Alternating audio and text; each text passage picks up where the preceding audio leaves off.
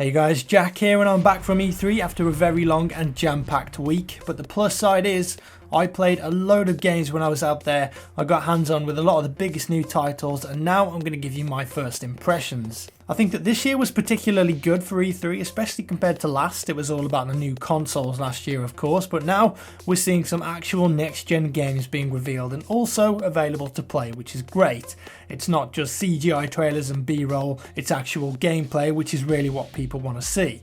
Whilst I was out there, Xbox were kind enough to give me access to all of their first party titles and also some of the big third party games there too, which meant that I got fast tracked through a lot of the queues and after hours booth times. Basically, all the crowds and press have gone home and I could stay behind and get stuck in. So the majority of games that I played were in the Xbox area. They had lots of demo stations set up there. As you can see, that's the footage that's been playing now. And by far the best game that I played on Xbox One was Evolve. Absolutely no doubt about it, freaking brilliant game. If you haven't heard of it, the basic premise is it's 4 versus 1 multiplayer, 4 hunters versus 1 monster, and you are the boss battle, and it's bloody awesome. They've revealed 8 hunters so far, 4 different classes and 2 different monsters that play significantly different from each other. I actually played as the first monster, the Goliath, at I-51, and the new one is the Kraken. Release the Kraken, who's a ranged dude. They each have a certain set of skills, a certain playstyle. It's very fun, and when you're playing as the hunters, team play is absolutely necessary to win. It's just very good, it's something new and exciting. I played it like 5 times with other YouTubers too, and after we won each match and it was really close, we were high-fiving, doing backflips. I really think you're gonna love it. I've also got an interview coming up with the executive producer of Evolve, and it was revealed that there's going to be an open beta for the game before it's released in October. So you guys are going to be able to get your hands on it pretty soon. I'm pretty excited about this game, as you can probably tell. I think it's going to be a big hit. Next game I really enjoyed was Sunset Overdrive by Insomniac Games. They're the guys that made the Spyro games, Ratchet and Clank, Resistance, etc. And this game's kind of a cross between Tony Hawk's, Crazy Taxi, Jet Set Radio, Dead Rising, and it looks absolutely mental. It's got a very unique art style and it's only recently that we've been allowed to play it ourselves. So what I played was a single player demo and a multiplayer demo. And one thing that I really liked about this game is that it's pretty hard. You can't play this game like a conventional third person cover to cover shooter.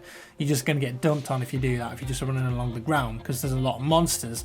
The whole point is that you can wall run, you can grind, you can jump, and whilst you're doing all this, you've got to be dispatching the enemies on the ground. And the actual timing of things, like grinding on rails, isn't automatic. You've got to be bang on with the button presses or you'll just fall off. So as you get better at the game, you start pulling off some impressive moves, some nice kills, and it's much more rewarding and it looks super pretty. My only concern here is variety and how long this mechanic is going to stay interesting for. So it's going to be interesting to see if Insomniac Games can keep the environments varied and interesting. Also, like I said, I tried the multiplayer horde mode and really that didn't push my buttons that much. I didn't really enjoy it. I'm not sure if they're going to have like a competitive game mode, but when I was playing the co-op game mode, it was like a horde mode, like you fight waves of enemies, you have to protect these 2 generators. And the frame rate was dipping below like 30 in multiplayer when a lot of stuff was going on, and that was quite distracting for me at times. Next up, Alien Isolation, and as I said on Twitter when I was at the event, this is a game that I love and a game that I hate. I played 2 different new levels on this, once in the Xbox booth, which was a single player demo where you have to fight the aliens as well as humans and synthetics. You can set them on fire. They still keep coming at you. They've got these horrible bright shiny eyes. It's disgusting. Now what this game does best is absolutely nails the atmosphere of the first Alien movie. You've got the VHS CRT monitors, the buttons, the fire, the pipes that look like aliens. It's dark, it's horrible. The alien's pretty smart and it scares the crap out of me. Now that's why I hate it. Why I love it is that no matter how many times the alien gets me or I get scared, I want to keep playing. Like, I want to complete it and I just want to kill that motherfudger. Now the second demo was on the show floor, and this was like a new challenge mode that they just revealed where you spawn into an area and you've got to complete an objective in the fastest time possible without getting split in half by the alien. And I spent 20 minutes playing this again and again. It featured a flamethrower, which is pretty awesome. You can't actually kill the alien with it, but you can just piss it off. It runs away and then comes back about 10 seconds later. The only option is to stealth around everywhere or to just run. But of course, running makes sound and it gets you very quickly if you do that. So you got to try and balance it out. We're actually getting a good alien game for once, which is unbelievable. It's been a long time coming, but I think that this is the one. The Halo Master Chief Collection, got hands on with that as well. Massive fan service here. Halo 1 to Halo 4, all the single player campaigns, all the multiplayer maps, dedicated servers. You can also mix and match multiplayer modes from different games. Native 1080p, remastered graphics, 60 FPS. If you're a fan of Halo, this is basically your wet dream. I played the crap out of Halo 2 and Halo 3 multiplayer. I didn't like Reach, and I wasn't a big fan of Halo 4's multiplayer. It was too Call of Duty to me, to coin the phrase. I thought they tried to mix up too many games in Halo 4. Also, the armor abilities and the takedowns just ruined that classic Halo formula for me. So it's going to be really nice going back to those old school Halo games. Unfortunately though, it's only Halo and Halo 2 that get the complete remastered treatment. Halo 3 and Halo 4 will look the same in terms of particle effects and textures, animations, but they will run at native 1080p and 60f, which is a big improvement on the original games. Halo 2, Ivory Tower, dual wielding M7 SMGs. It's going to be an absolute blast playing that again. Another game that really impressed me at E3, Arkham Knight, the new Batman game from Rocksteady. Again, this was real, actual gameplay, and it's the first Batman game that's next gen and PC only, and that really shows. It's not coming out on the 360 or the PS3, so they've really gone to town with the scale, the scope and the graphics in this game. It just looks amazing, and the new hook with this game is the Batmobile. You've got pursuit mode where you go really fast, and then you've got battle mode where you're basically a tank. You can use the Batmobile's grappling hook to latch onto things, you can pull them down, you can prise pieces of broken road up to create ramps. You can then use the momentum of the Batmobile as you're going over the ramp to jump out and go into like a massive glide that gives you access to new areas of the level. It's very cool. It's much more of a free roam game by the looks of it, and they've also added a lot more environmental takedowns in the combat too. I just hope that they make the combat a little more skill based this time around than just timed button presses and blocks. I'm not entirely sure about this, but from what I saw, the combat still looks like it's got that automatic feel to it sometimes.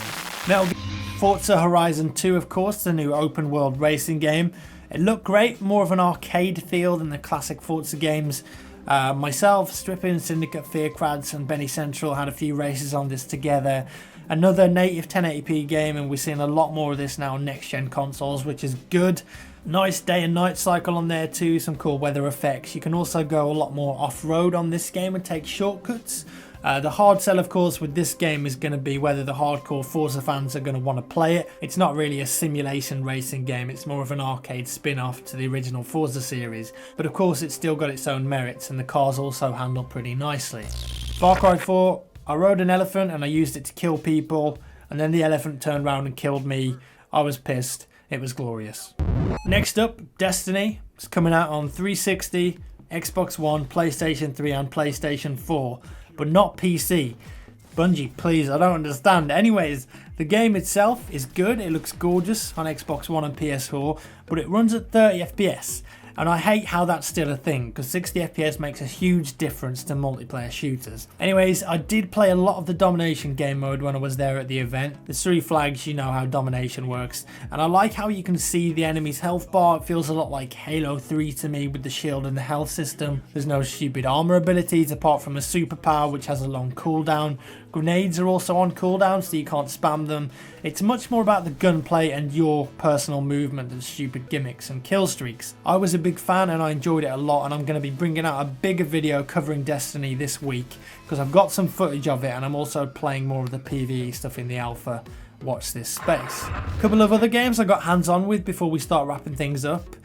The Evil Within, very creepy, and a game that played a lot like Resident Evil 4 in the mansion areas. It's also very gory, and it was pretty tough to beat the demo level. Fable Legends, played that with 3 other YouTubers whilst we were all very intoxicated. It must have been an absolute nightmare for the developers trying to explain the game to us, but it was pretty hilarious. One player is the games master. They put down traps, spawning creatures, and 4 other players fight together as different classes to try and beat the level. My impressions, it was okay. I guess there was some funny dialogues between the characters, but it didn't really grip me. I just don't understand why it's a Fable game. It doesn't scream anything Fable to me. It could be called something completely different and get away with it. As far as I can tell, there's no single player component either, no adventuring. It just seems like a little bit of a misfit to me.